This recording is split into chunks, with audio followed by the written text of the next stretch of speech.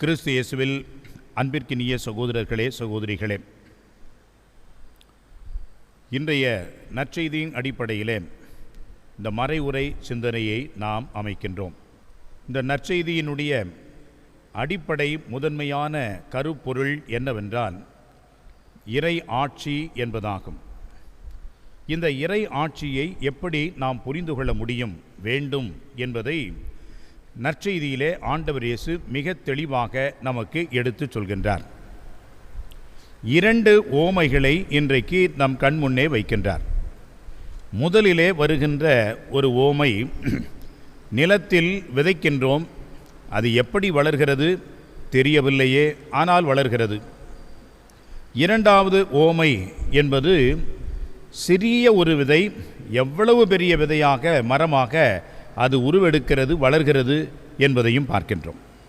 இந்த இரண்டின் அடிப்படையிலே அன்புக்குரியவர்களே, நாம் இன்றைய மறைவுரை சிந்தனையையும் இறை வார்த்தையின் அடிப்படையில் நம்முடைய இந்த இறை வார்த்தை பகிர்வையும் அமைக்கின்றோம். ஆங்கிலத்திலே அழகாக சொல்வார்கள், ஸ்மால் இஸ் பியூட்டி. அதோடு கூட சேர்த்து இன்றைக்கு இன்னும் 2ஐயும் இணைக்கின்றோம். Not only beauty, small is a mystery.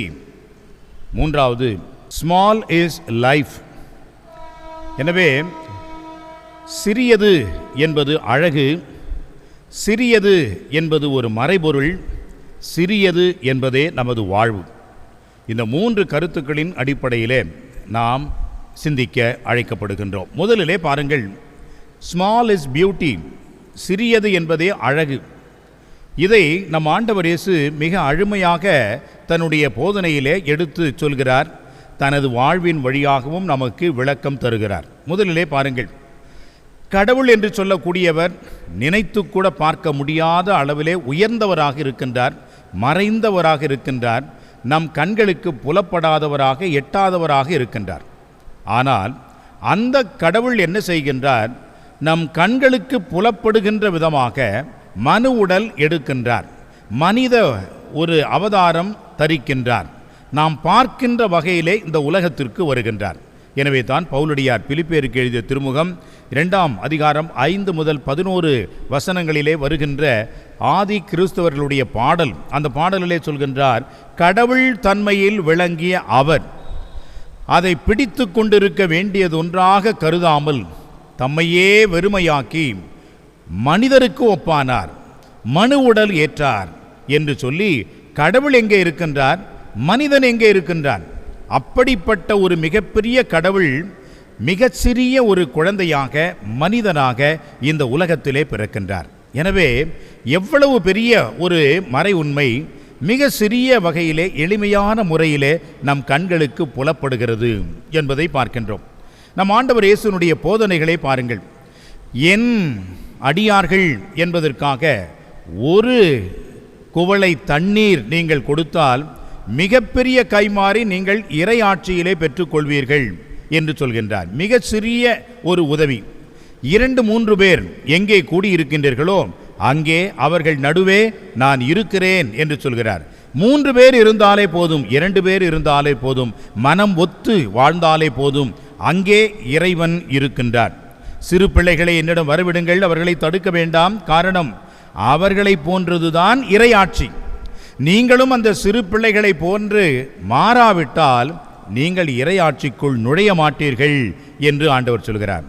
எங்கே நாம் இறைவனை பார்க்கின்றோம்? சின்னஞ்சிறிய இவர்களுக்கு நீ செய்ததெல்லாம் எனக்கே செய்தாய். வேறு எந்த இடத்திலேயும் ஆண்டவர் இயேசு எனக்கே என்ற வார்த்தையை பயன்படுத்தவும் இல்லை. அந்த சின்னஞ்சிறிய ஏழை எளியவர்களோடு தன்னை இணைத்து கொள்ளவும் இல்லை. இந்த இடத்தில் மட்டும்தான் அன்புக்குரியவர்களே அவருடைய உச்சகட்டமான ஒரு இணைப்பை பார்க்கின்றோம். இந்த ஏழைகள், இந்த எளியவர்கள், இந்த கைவிடப்பட்டவர்கள் யார் என்று சொன்னால் அவர்கள்தான் நான். எனவே சின்னஞ்சிறிய என்ற வார்த்தையை அங்கே தெளிவாக பயன்படுத்துகிறார். வானத்து பறவைகளை பாருங்கள், வயல்வெளி மலர்களை பாருங்கள். இதையெல்லாம் கவலைப்படுகிறதா? அல்லது உழைத்து சம்பாதிக்க வேண்டும் என்று நினைக்கிறதா? இல்லையே.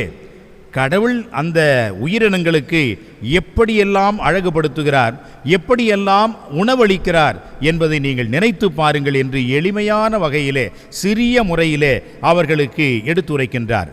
நீங்கள் உலகிற்கு ஒளி, நானும் உலகிற்கு ஒளியாக வந்தேன். நீங்கள் உலகிற்கு உப்பு.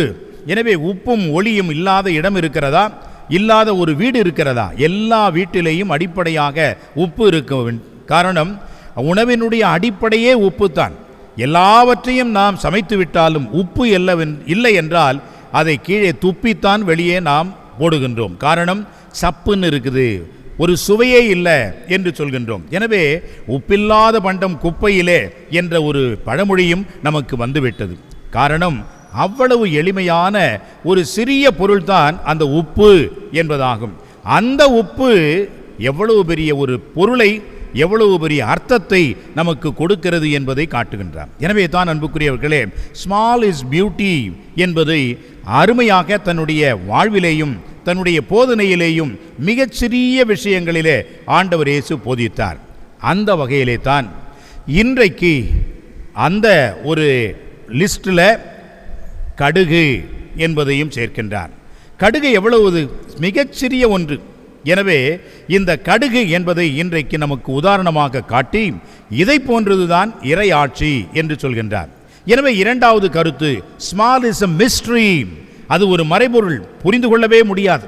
காரணம், அவ்வளவு ஒரு சிறிய ஒரு கடுகு அது நிலத்திலே விழுந்து அது மீண்டுமாக எழுந்து எவ்வளவு பெரிய ஒரு மரமாக மாறுகிறது என்பதை பார்க்க வேண்டும். அன்புக்குரியவர்களே, நாம் உடனடியாக நினைத்து விடக்கூடாது, ஆலமரத்தை விட அவ்வளவு பெரியதாக அது வளர்ந்து விடுமா என்று நாம் நினைத்து விடக்கூடாது.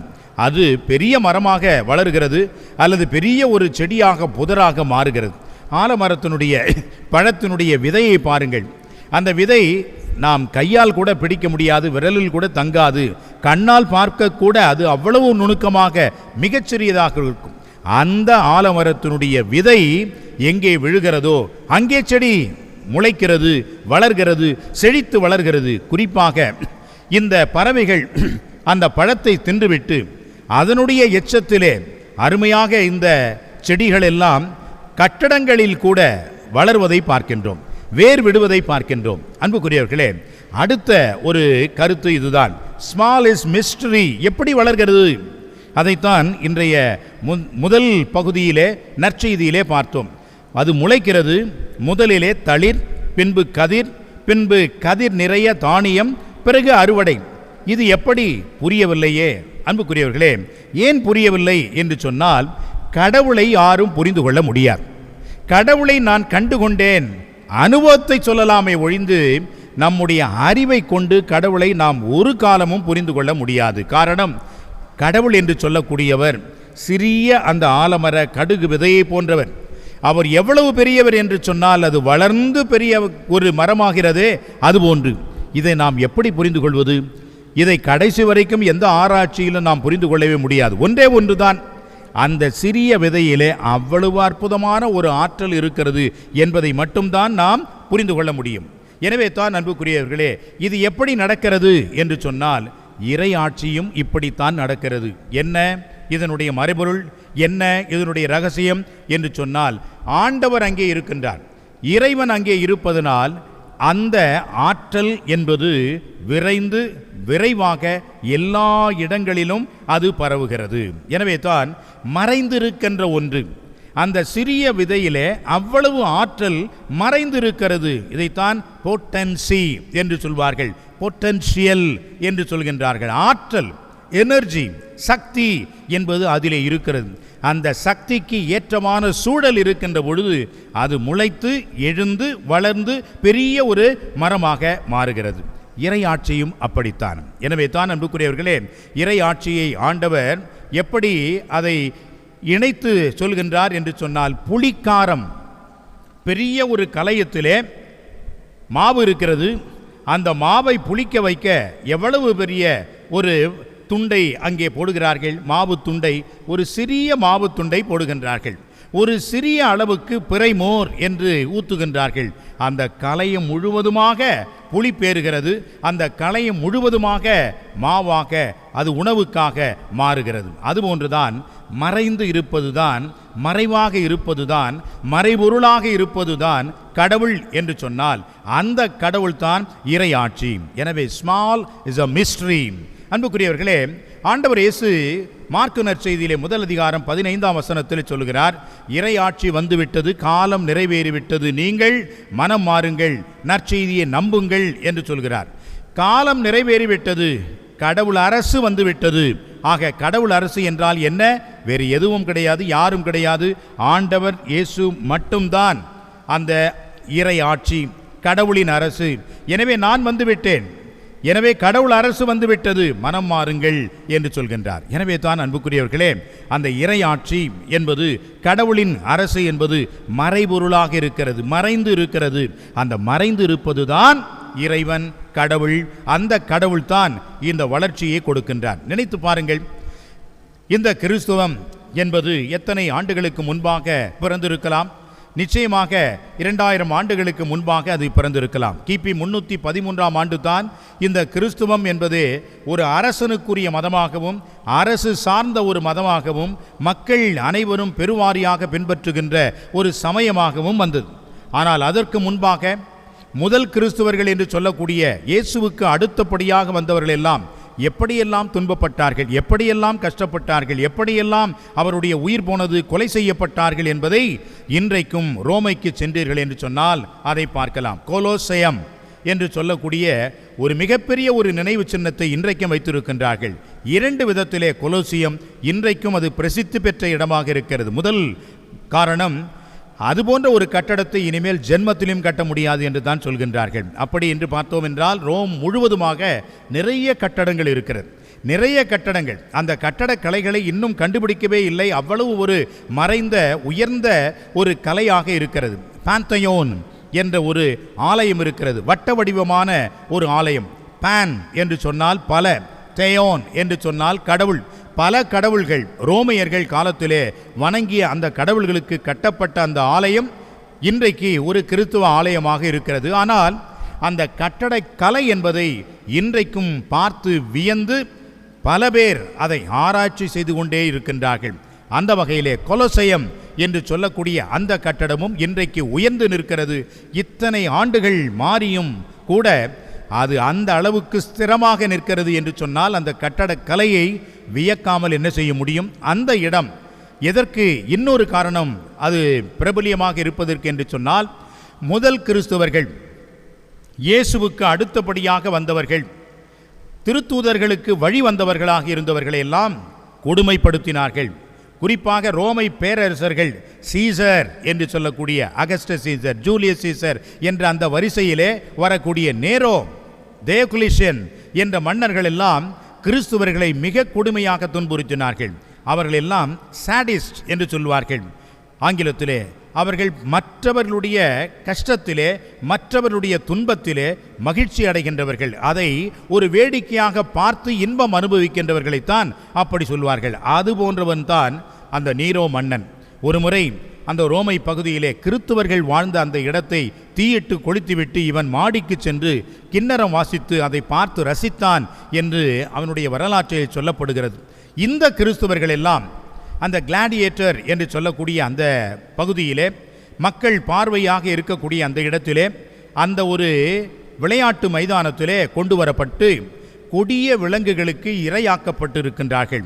இதை மக்களெல்லாம் சூழ்ந்து நின்று பார்த்தார்கள் என்று சொல்லப்படுகிறது. ஆனால் அதிலேயும் ஒரு கேள்வி இருக்கிறது, இது நடந்திருக்குமா? கொஞ்சம் சந்தேகம்தான். காரணம், அந்த கொலோசியம் என்பது, கிளாடியேட்டர் என்பது ரோமையர்களுடைய விளையாட்டு மைதானம். ரோமையர்கள் எங்கெங்கெல்லாம் ஆட்சி செய்தார்களோ அங்கெல்லாம் இதுபோன்ற மைதானத்தை அவர்கள் அமைத்தார்கள் என்பது இன்றைக்கும் பிரான்ஸ் நாட்டிலேயும் இத்தாலி நாட்டிலேயும் நாம் காண்கின்ற உண்மை. அந்த வகையிலே இந்த விளையாட்டு மைதானத்திலே அவர்களெல்லாம் கொண்டு வந்து சித்திரவதை செய்து கொலை செய்தார்கள் என்பதை இன்றைக்கும் நாம் பார்க்கின்ற ஒரு உண்மையாக இருக்கிறது. அந்த உண்மையின் அடிப்படையிலே அவர்கள் ஒருவர் கூட ஆண்டவர் இயேசுவை மறுத்ததாகவோ மறுதலித்து சென்றதாகவோ இல்லை. காரணம் என்ன? அவ்வளவு ஒரு சிறிய ஒரு குழுமமாக இந்த கிறிஸ்துவர்கள் இருந்தார்கள். நாளடைவிலே அது பரவி உலகளாவிய மிகப்பெரிய ஒரு மதமாக, சமயமாக, மறையாக, நம்பிக்கை கொள்கையை பின்பற்றுகின்றவர்களாக மாறி இன்றைக்கு உலகமெல்லாம் இருக்கக்கூடிய ஒரு கத்தோலிக்க கிறிஸ்தவர்கள் என்ற வகையிலே பரவி இருக்கின்றோமே, அதுதான் இந்த ஸ்மால் இஸ் a mystery. இவ்வளவு துன்பத்திற்கு ஆளாகியும் கூட இதெல்லாம் வளர்ந்து இருக்கிறது என்பதை நினைக்கின்ற பொழுது ஆச்சரியமாக இருக்கிறது. மிகுந்த ஒரு நம்முடைய மறைபொருள் என்பதை நம்பக்கூடியதாக இருக்கிறது. எனவே தான் அன்புக்குரியவர்களே, இந்த மறைபொருள் ஆச்சரியமான ஒன்றாக இருக்கிறது. மதர் தெரேசா 5 ரூபாய், ஒரு பக்கெட், மாற்று ஒரு உடை, தன்னுடைய ஜப புத்தகம், ஜபமாலை, வேறு எதையும் அவர்கள் வைத்துக் கொள்ளவில்லை. 5 ரூபாய். இந்த 5 ரூபாயை வைத்து அவர்கள் என்ன செய்திருப்பார்கள்? ஒன்றுமே செய்திருக்க முடியாது. ஆனால் இன்றைக்கு உலகமெல்லாம் போற்றுகின்ற ஒரு புண்ணியவதியாக, மிகப்பெரிய ஒரு புனிதராக போற்றப்படுகின்றார். அவருடைய சேவையை இன்றைக்கும் பாராட்டப்படுகிறது என்று சொன்னால் மிகச் சிறியது எவ்வளவு பெரியதாக இருக்கிறது என்று பாருங்கள். மதர் அஞ்சலிகா அவர்கள் 1923ஆம் ஆண்டு அலபாமா என்ற இடத்திலே அமெரிக்காவிலே பிறந்தார்கள். பிறந்த பிறகு ஏறக்குறைய 22ஆம் வயதிலே துறவு வாழ்க்கையிலே நுழைந்தார்கள். குறிப்பிட்ட ஒரு காலகட்டம் வரைக்கும் இருந்து அவர்கள் அந்த துறவு வாழ்க்கையிலிருந்து விடுபட்டு அவர்கள் தொலைக்காட்சி பணியிலே ஈடுபட்டார்கள். எப்படி கிறிஸ்துவத்தை தொலைக்காட்சி வழியாக அறிவிப்பது என்று அவர்கள் ஆர்வமாக தொடர்ந்த அந்த பணி இன்றைக்கு EWTN என்ற ஒரு தொலைக்காட்சி, all 24 hours throughout the day, throughout the year இயங்கிக் கொண்டிருக்கிறது. இட்டர்னல் வேர்ல்ட் டெலிவிஷன் நெட்வொர்க் என்று சொல்லக்கூடிய அமெரிக்காவில் இருக்கக்கூடிய மிகப்பெரிய ஒரு நிறுவனமாக இருக்கக்கூடியது. அவர்கள் இந்த பணியை எப்படி ஆரம்பித்தார்கள்? $200, அவ்வளோதான் அவங்க கையில் இருந்தது. $200 இதை வைத்துத்தான் ஆரம்பித்தார்கள். இன்றைக்கு உலகமெல்லாம் இந்த நிகழ்ச்சியானது ஒளிபரப்பப்படுகிறது என்று சொன்னால் ஸ்மால் இஸ் a mystery என்பதை இறையாட்சி நமக்கு எடுத்து சொல்வதாக இருக்கிறது. மூன்றாவதாக அன்புக்குரியவர்களே, இந்த ஸ்மால் இஸ் அவர் லைஃப், இதைத்தான் ஆண்டவர் இயேசு இன்றைக்கு செய்தியாக கொடுக்கின்றார். முதலிலே அன்புக்குரியவர்களே, நாம் என்ன பார்க்கின்றோம் என்று சொன்னால் சிறிய செயல்கள் தான் மிகப்பெரிய ஒரு மாற்றத்தை ஏற்படுத்துகிறது. பப்பாளி பழத்தை எடுத்துக்கொள்ளுங்கள். இப்பொழுது எல்லாம் ஹைபிரிட் என்று சொல்கிறார்கள், ஹைடெக் என்று சொல்கிறார்கள். எனவே விதையில்லாத பழங்கள் வருகிறது. அவ்வளவும் ஆபத்து தான், வேறு வழியில்லை. அதை விட்டால் வேறு உணவும் கிடையாது, சாப்பிட்டுத்தான் சாக வேண்டும் என்ற நிலை வந்துவிட்டது. ஆனால் உண்மையிலேயே ஒரு ஹெல்த்தி ஃப்ரூட் என்று சொன்னால் நாட்டு பழங்கள் என்று சொல்கிறார்கள். அதிலே விதை இருக்கிறது. ஒரு பப்பாளி பழத்தை வெட்டி அந்த விதையை நாம் எண்ணிவிடலாம். ஆனால் அந்த ஒரு விதையில் இருக்கக்கூடிய அது பிறகு தரக்கூடிய பப்பாளி பழத்தை எண்ண முடியுமா? நிச்சயமாக முடியாது. அதுதான் கடவுள், அதுதான் மறைபொருள், அதுதான் இறையாட்சி. எனவே அன்புக்குரியவர்களே, அதுபோன்றதுதான் மிக சிறிய ஒரு செயல், ஒரு புன்முறுவலாக இருக்கலாம், ஒரு சிறிய உதவியாக இருக்கலாம். இப்பொழுது பள்ளிகள் ஆரம்பித்து விட்டது. எத்தனை பெற்றோர்கள் தன்னுடைய பிள்ளைகளுக்கு யூனிஃபார்ம் வாங்க வேண்டும், பள்ளி கட்டணம் கட்ட வேண்டும், அவர்களுக்கு உணவு கொடுக்க வேண்டும் என்று எவ்வளவு கஷ்டப்படுகிறார்கள். அன்புக்குரியவர்களே, பல நேரங்களிலே நாம் மிக சுலபமாக சொல்லிவிடலாம், உனக்கு தான் பணம் கட்டவே முடியலையே, ஏன் இந்த பள்ளிக்கூடத்தில் போய் சேர்த்த? தப்பு தான், இல்லைன்னு சொல்லலை. ஒரு ஆசை தான், பிள்ளை நன்றாக படிக்க வேண்டும் என்று ஒரு ஆசை தான். நீ தான் படிக்கிறதுக்கே உனக்கு வழி இல்லையே, எதுக்கு நீ பிள்ளையை பெற்றுக்கிட்ட அப்படின்னு இந்த மாதிரியான கேள்விகளை எல்லாம் நாம் கேட்கின்ற பொழுது அது முறையானது அல்ல, சரியானது அல்ல. முடிந்த வரைக்கும் அவர்கள் கேட்ட உதவிக்கு கொஞ்சம் உதவி செய்ய நாம் முன்வர வேண்டும். ஆனால் சில பேர் இதே பொழப்பாக இருப்பாங்க. அவர்கள் பல இடங்களுக்கு சென்று இது போன்ற உதவிகளை பெற்றுக்கொண்டு அந்த பிள்ளைகளை படிக்க வைக்க வேண்டும் என்று நினைப்பார்கள். காசு சம்பாதிக்கின்ற ஒரு ஆசையும் வைத்திருப்பார்கள். தப்பு, தவறு. உங்கள் பிள்ளை படிக்கவே மாட்டான், ஒன்றும் இல்லாத புரோஜனம் இல்லாத முட்டாளாக தான் போவான். அந்த மாதிரிலாம் ஃப்ராட் பண்ணக்கூடாது. உண்மையாகவே பிள்ளைகளுக்கு தேவை என்று சொன்னால் ஒரு குறிப்பிட்ட உதவி செய்வது என்பது ஸ்மால் ஹெல்ப். ஆனால் அது எவ்வளவு பெரிய ஒரு உயர்ந்த ஒரு உதவியாக தேவையின் அவர்களுக்கு செய்கின்ற காலத்தின் ஞானத்தின் மாலை பெரிது என்று வள்ளுவன் சொல்கின்ற வகையிலே அது அமைகிறது என்று பாருங்கள். எனவே தான் இந்த இறையாட்சி எங்கே இருக்கிறது? இங்கே இருக்கிறது. இப்பொழுது நாம் செய்கின்ற இந்த உதவியிலே இருக்கிறது. சிறிய உதவிதான் மிகப்பெரிய அளவிலே இறையாட்சியை கொண்டு வரும் என்பதை நாம் நம்முடைய வாழ்க்கையிலே கடைபிடிப்போம் என்று சொன்னால் அதுதான் இறையாட்சியின் வழி. இரண்டாவதாக அன்புக்குரியவர்களே, இறையாட்சி என்பது நம்பிக்கைக்குரியது. ஒரு சிறிய விதையை வைத்து இது எங்கே வளரப்போகுது, இதை போட்டால் எப்படி வளருமா போகுமா? சில பேர் இருக்கிறாங்களே, கற்பனையிலே பலவிதமான கம்பிகளை நீட்டுவார்கள். இது இப்படியாகும் அப்படியாகும் என்று ஒன்றுமே இல்லை என்றாலும் சோம்பேறித்தனத்திற்கு அவர்கள் சப்பை கட்டுவார்கள். அப்படிப்பட்டவர்கள் இறையாட்சிக்கு உரியவர்களே கிடையாது. மாறாக நம்பிக்கை கொண்டிருக்கின்றவர்களுக்குத்தான் இறையாட்சி உண்டு. காரணம், அந்த சிறிய விதையிலே எவ்வளவு பப்பாளி பழங்கள் பழுக்கிறதுக்கு, எவ்வளவு பெரிய மரம் வளர்வதற்கு அது ஆற்றல் கொண்டதாக இருக்கிறது என்பதை, நம்முடைய திறமையை, ஆற்றலை, நம்முடைய சக்தியை, நம்முடைய வல்லமையை இறைவன் அங்கீகரித்து அதை பெரிதாக்குவார் என்று நினைக்கின்ற அந்த நம்பிக்கை நமக்கு இருக்கும் என்று சொன்னால், அன்புக்குரியவர்களே, நம்மால் முடியும் என்ற அந்த ஒரு நிலையிலே இறையாட்சியை இந்த உலகத்திற்கு கொண்டு வர முடியும். அந்த ஆற்றலை நாம் இந்த உலகத்திலே செயலாக்க முடியும். அதுதான் உண்மையான இறையாட்சி. எனவே அன்புக்குரியவர்களே, இன்றைக்கு இறைவன் தருகின்ற இந்த 2 உவமைகள், ஒன்று, இது எப்படி வளர்கிறது? மறைபொருளாக இருக்கிறது, ஆச்சரியமாக இருக்கிறது. காரணம், அங்கே கடவுள் இருக்கின்றார். இந்த திருச்சபை இத்தனை ஆண்டுகள் வாழ்ந்து கொண்டிருக்கிறது. எவ்வளவு ஒரு துர்மாதிரியான நிகழ்வுகள், பலவிதமான தீமைகள், பலவிதமான கொடுமைகள், பலவிதமான தாக்குதல்கள், எதிர்ப்புகள், இப்படியெல்லாம் இருந்தும் கூட இந்த செடியானது, இந்த திருச்சபையானது வளர்கிறது. இறைவன் அங்கே இருக்கின்றார் என்பதை நாம் உணர்ந்து, அந்த இறைவன் நம்மில் செயல்படுகிறார் என்பதை ஏற்று நம்முடைய ஆற்றலை முழுமையாக சக்தியாக கொண்டு வந்து இந்த உலகத்திலே வாழ்வோம் என்று சொன்னால், நாமும் இறையாட்சியின் மக்களாக இருக்கின்றோம். இறையாட்சியின் செயல்பாடுகளை ஏற்கின்றோம். இந்த சிறியது பெரிய ஒரு பலனை கொடுக்கிறது என்பதை நம்முடைய வாழ்விலே பார்க்கின்றோம்.